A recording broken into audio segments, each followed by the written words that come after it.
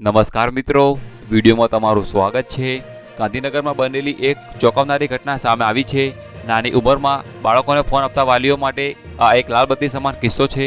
ગાંધીનગર જિલ્લાના નારદીપુરામાં mobile phone ઉપર game રમવાની બાબતમાં ઝઘડો થતાં એક બાળકનો જીવ લેવામાં આવ્યો છે। ધારદાર વસ્તુ વડે બાળક ઉપર પ્રહાર કરી તેનો જીવ લેવામાં આવ્યો છે। ઘટનાના 2 દિવસ પહેલાં બાળકને તેના મિત્ર સાથે મોબાઈલ ગેમ રમવાની બાબતમાં માથાકૂટ થઈ હતી, જેની અદાવત રાખીને 3 થી 4 સગીરોએ મળીને સગીર પર ધારદાર વસ્તુ વડે પ્રહાર કરીને તેનો જીવ લઈ લીધો હતો। આરોપી સગીરોએ ધારદાર વસ્તુ વડે સગીરના ખભા ઉપર જીવલેણ પ્રહાર કર્યા હતા।